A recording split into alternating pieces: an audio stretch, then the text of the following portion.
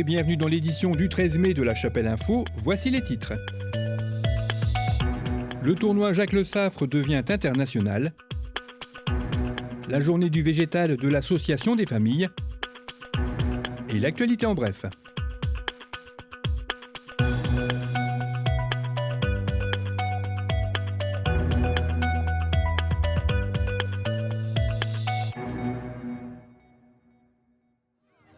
Le Football Club Chapellois a organisé son 5e tournoi Jacques Le Saffre jeudi 5 mai. Les 3 terrains que compte le club ont été mis à contribution pour accueillir 16 équipes, principalement régionales, mais aussi 3 clubs belges et un club parisien qui y ont participé pour la première fois. Un tournoi qui prend des allures internationales et pourquoi pas européennes, un rêve qui ne déplaît pas au président du club chapellois. C'était prévu 16 équipes et 16 équipes pour ce tournoi. On est parti sur 20. Et on aurait pu partir sur 30 équipes parce qu'on a eu tellement de demandes qu'on a dû refuser des équipes. Et aujourd'hui, sur les 20 équipes, on a été un petit peu à l'extérieur. On a eu des équipes de Belgique, on a eu 3 clubs de Belges. 3 clubs de Belgique, pardon.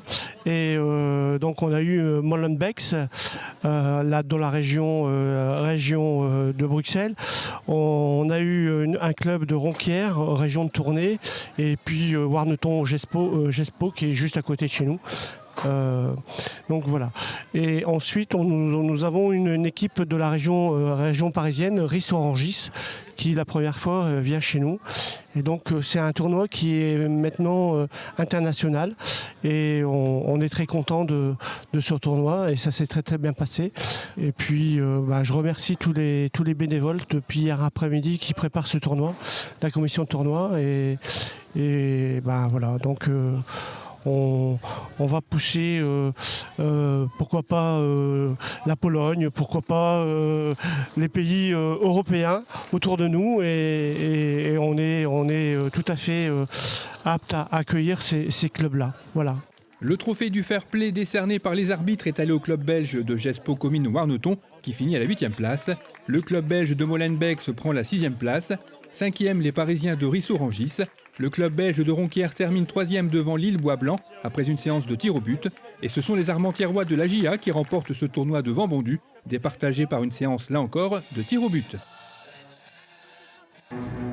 L'Association des familles et son atelier Le Végétal ont donné rendez-vous aux jardiniers chapellois samedi 7 mai à la Choc.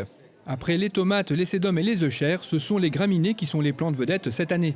On en trouve de toutes les formes et de toutes les couleurs, des raisons entre autres qui ont amené Jean-Pierre Paulus à les choisir. Donc cette année, le thème choisi, ce sont les graminées. Les graminées et graminiformes. Alors graminées au sens large, sachant que le terme botanique maintenant est les poacées. Et graminiformes, c'est-à-dire toutes les plantes qui ressemblent à des graminées. Alors pourquoi ce choix ?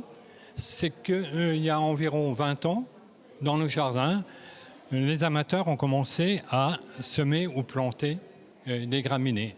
Ces graminées étaient très envahissantes, et si bien qu'elles ont été abandonnées et on les redécouvre depuis 4 ou 5 ans. Alors on les redécouvre, on les a redécouverts notamment sur les terrains des mairies. À la Chapelle Armentière, par exemple, depuis 4 ans, on a cet engouement pour les graminées. Ces graminées qui s'élèvent à 1 mètre, 1,50 m, donc qui sont encore un peu grandes pour le jardin. Et nous nous sommes dit, pourquoi pas présenter les nouvelles tendances, c'est-à-dire les petites graminées qui vont atteindre 20, 30 cm, voire 5 cm. Ces graminées ont un intérêt non pour leurs fleurs, puisqu'elles sont pratiquement inexistantes, mais pour leurs tiges et puis pour leur aspect mouvant avec le vent. Donc ça donne une sorte de bruissement et c'est très agréable d'en avoir dans son jardin. Et notamment en mélange avec d'autres plantes à feuilles beaucoup plus larges. Donc ce sont essentiellement des vivaces qui se plaisent selon les types en sol marécageux, voire dans l'eau, ou en sol léger, en sol séchant. Donc il y a un peu toutes les possibilités.